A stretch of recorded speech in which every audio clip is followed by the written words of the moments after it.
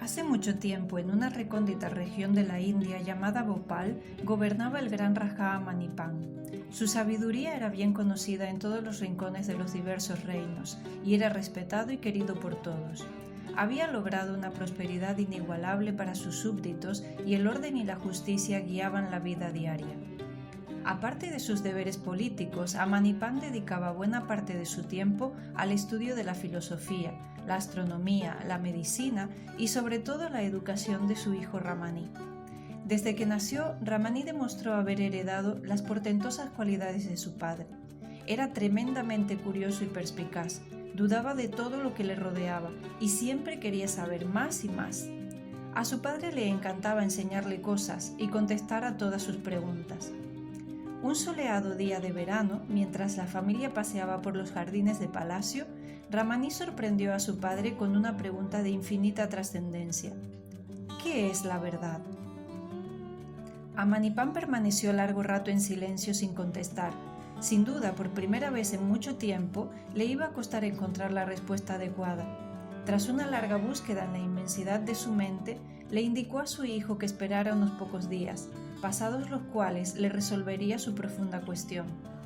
Así pues, pasaron unos días y Ramani fue convocado por su padre en una zona cercana al palacio, donde se encontró con una escena que no esperaba.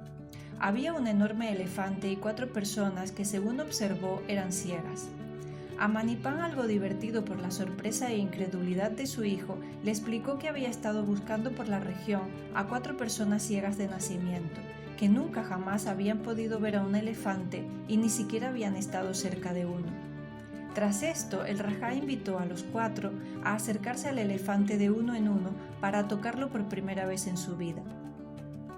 El primero era un joven alto y delgado que pudo palpar el lomo, la espina dorsal y la enorme cabeza del elefante. Tras unos minutos se dio por satisfecho y dejó paso al siguiente. Entonces se acercó un anciano de pelo largo. Fue por la parte trasera del elefante y pudo tocarla, así como la larga cola acabada en una escobilla de pelos. El anciano se quedó convencido de que ya sabía todo lo que necesitaba y tras hacer una reverencia se alejó del animal. Tras él, una hermosa mujer se acercó con cautela a la cabeza del elefante y palpó con detenimiento la trompa y los peligrosos colmillos. Tras unos minutos se retiró con una sonrisa de seguridad. Por último, un joven de pequeña estatura que, tanteando con su vara de bambú, llegó hasta situarse bajo la panza del elefante y tocó una de las patas del animal. Ramani contempló todo esto y pestañeó desconcertado. No entendía cómo aquello podía ayudar a solucionar su duda acerca de la verdad. Su padre entonces pidió a cada uno de ellos que explicara cómo era un elefante. El joven de baja estatura afirmó que el elefante era como una gruesa y sólida columna recubierta de piel. El alto replicó diciendo que el elefante era un animal muy ancho y largo, lleno de pelo e imposible de abarcar.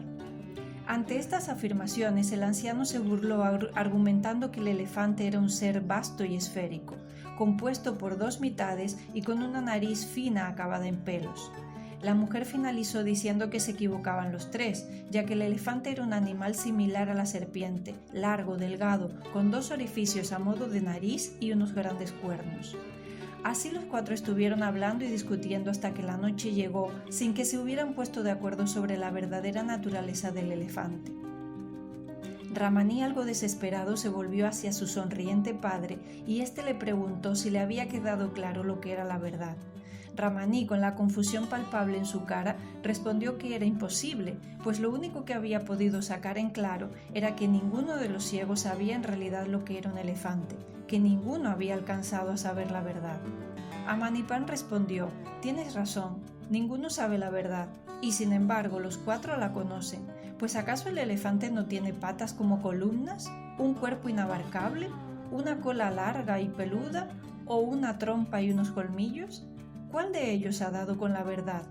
Ninguno y todos a la vez, y por eso seguirán y seguirán discutiendo hasta que nos envuelvan las estrellas».